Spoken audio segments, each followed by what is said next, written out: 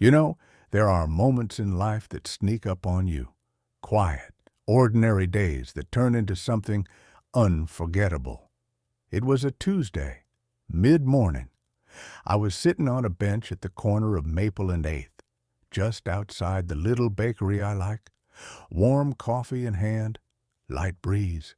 The world seemed to be going about its usual rhythm, nothing out of place. And then, in a blink, everything changed.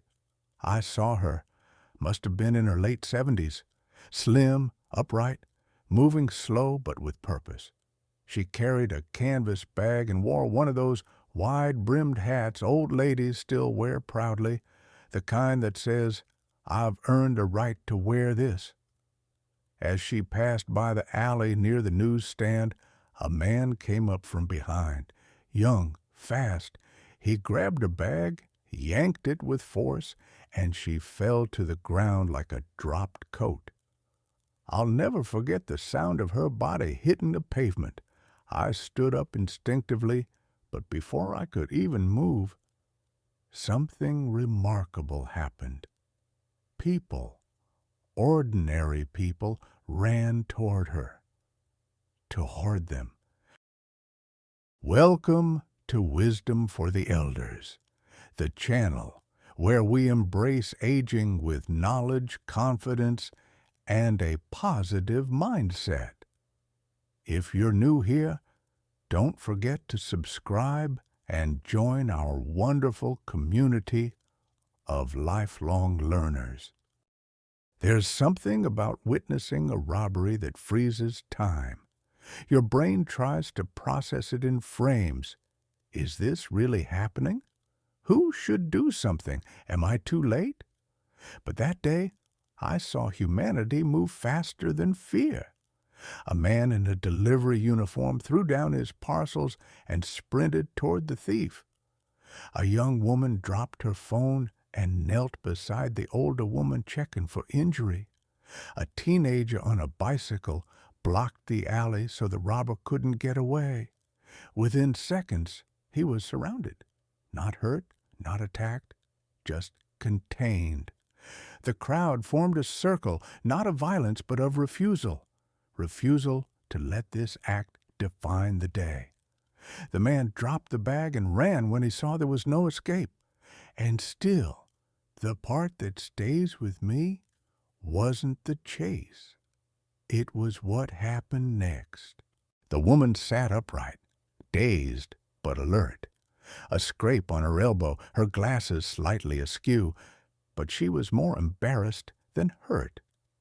"My name is Rosa," she said, "and I'm not as fragile as I look." That line earned a few laughs. The tension softened. She refused the ambulance, but accepted help to her feet. As people gathered her things, she thanked each person with sincerity I hadn't seen in a long time. One man asked if she wanted someone to walk her home. She smiled. "No, but I'd like to buy someone a coffee." Rosa, an ordinary name, a common life, I imagine. But in that moment, she became a symbol of something we forget too easily. Vulnerability isn't weakness, and age isn't invisibility. Now here's the twist. 3 days later, I returned to the same bench, the same bakery, and who should I see walking slowly but confidently down the street? The same young man who had stolen Rosa's bag. I tensed.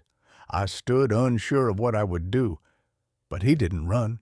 He walked straight toward the bakery, holding something in his hand, a folded note. Rosa was there again, sipping coffee. He approached her table with hesitation, handed her the note, and walked away. No police, no anger, just that small, silent exchange. I later asked Rosa what it said. She looked at me, eyes soft but strong. It said, "I'm sorry. I didn't see you. I only saw what I wanted to take." She nodded once. And that's the problem with the world, isn't it? We stop seeing each other. I've traveled to 32 countries in my life. I've gotten lost in Bangkok, had my passport stolen in Prague, and cried in an open-air train station in Naples when I couldn't find my medication. But what I've learned more than anything is that we carry the world with us. How we treat people, how we respond to fear, how we show up, not when it's easy, but when it matters. Rosa's story reminded me that aging isn't about disappearing. It's about becoming more visible, not less.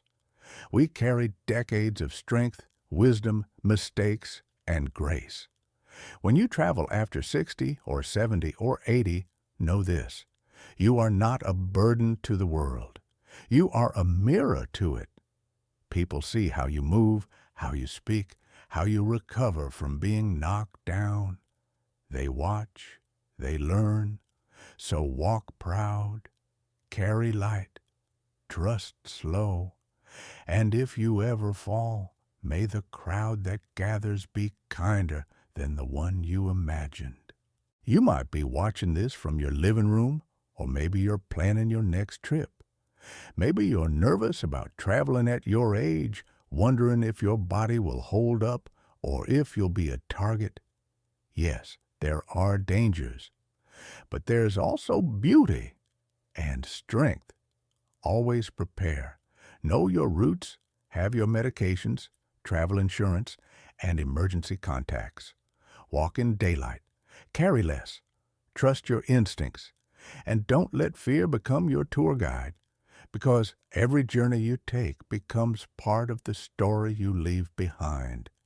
And every encounter you have, yes, even the painful ones, can turn into something redemptive if you allow it. If Rosa were here, she'd tell you not to cancel your trip just because you're older. She'd say, go, just go wise.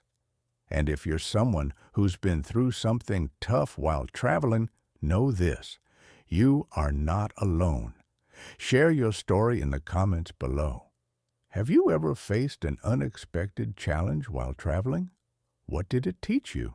I read every single one, because these stories, they matter. They're reminders that age brings not just challenges, but perspective. If this video resonated with you, if it made you think, remember, or feel, please give it a like and subscribe to the channel for more reflections, more stories, and more reminders that this chapter of life is still filled with pages worth turning. Until next time, travel light, live well, and don't stop showing the world who you are.